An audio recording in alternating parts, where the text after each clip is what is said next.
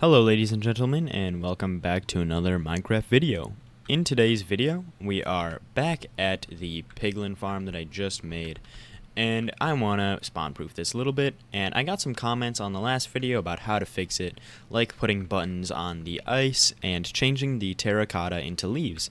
And somebody also had asked why I used glazed terracotta, and it's because it's not affected by slime blocks, which is really important for pushing stuff like this where the slime blocks are going to come in contact with the block, but you don't want those blocks to move. But I can actually change these to leaves so that nothing can spawn on them, and they still won't be affected by the slime blocks.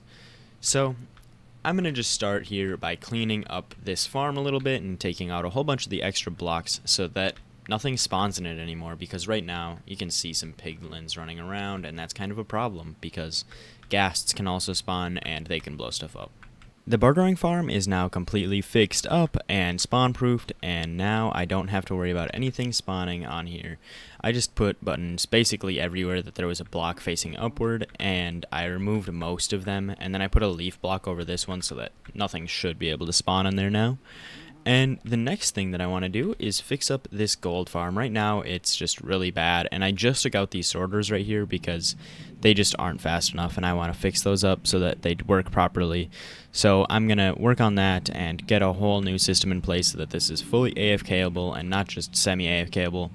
And hopefully it'll work even better once I'm done with it, just like what happened with the Guardian farm. The farm is now fixed up and fully automatic, so it is working great. I have 4 sorters down here and 2 shulker box loaders, but only the first shulker box loader has actually been used. The second one was just an extra precaution, just in case, and it's a pretty simple system. They just fall and die, and then their items get pushed this way into the chests, and then they get pushed that way along the ice paths. So nothing too complicated, and then just a hopper clock to make the pistons fire.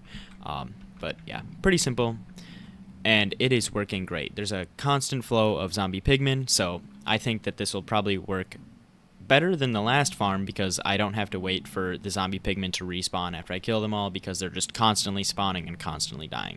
Now I'm just going to AFK here for a while and get a whole bunch of gold so that I can put it into there and get a whole bunch of blackstone. After AFKing for a little bit, I got a shulker box and a little bit more in total, and I'm going to use this on my base and see just how much I can get done with it. So hopefully it works out, and it looks pretty cool because I haven't actually tried this yet. So I'm going to get started on the closest part of the X, and I'll show you what it looks like. That is all the blackstone I have right there, and it didn't make much of a dent in this X, but it does look really nice, and it should look even better once I add in the detailing of the lights.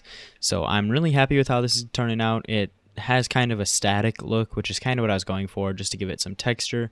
And I didn't really think that this would happen, but it kind of turned into like blobs, which actually looks pretty cool. It just looks like a really big cobblestone wall, from far away at least. Up close you can see the individual blocks, but back here you can see all the different colors kind of as cohesive blocks. So I really like that. And for the center part here, I'm planning on doing a little bit different of a design. I'm not sure what I'm going to put in there. Maybe I'll use some deep slate or something, because this is all blackstone. But I do know that I want to put a giant centerpiece in each of the X's, so I'm just have to figure out what I'm going to do for that. Now that I've used all my blackstone, I do want to work on the paths a little bit more. I was thinking about them, and I decided that I didn't really like this top layer was the same prismarine as the rest of it, and I wanted to add in a little bit more of a design, so I'm going to put in prismarine bricks as this top layer right here, and then I'm also going to add in the prismarine underneath the bottom layer of glass, because I think that it will just make it feel more like a void rather than just seeing through it, because right now I don't really like that you can see the iron block.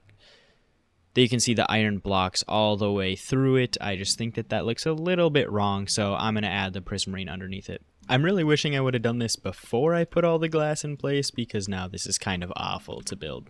But I can do it. I just have to use scaffolding blocks like this, and it'll get done. It just is going to take a little bit longer because I didn't do it first, which is completely my fault. I should have known that I would have been able to see through glass, but I didn't do enough testing. So in the future, I know to do more front-end work so that I don't have to do this again and build on the bottom side of something, because that's just awful. That was definitely worth it, because now it really looks like a void. I can't even believe that this isn't a void, because you can't even really see the bottom. It's just barely there, and the Prismarine gives it just enough static that it feels like you're walking on nothing. And yes, it was so worth it.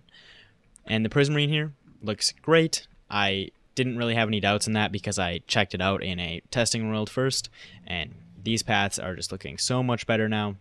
And the next thing that I want to do is actually fill in all 4 of these quadrants, which is going to be a lot of work.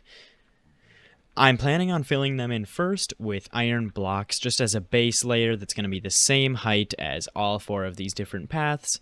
And then on top of those iron blocks, I'm going to build in all kinds of different terrains. Like, I think I'm going to do 4 different biomes, which are going to be the desert here, the overworld here, like a plains and maybe a forest, and then over here I want to do the end, and over here I want to do the nether.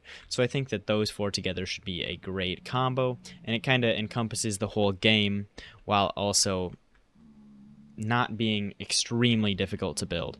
And in the nether one, I might try to do like a couple different biomes, like maybe Basalt Delta, Soul Sand Valley, and the Nether Wastes, but I'm not sure yet on that. Right now, I'm just doing the base plate with iron blocks. And I'm going to do that in the form of a time lapse starting right now.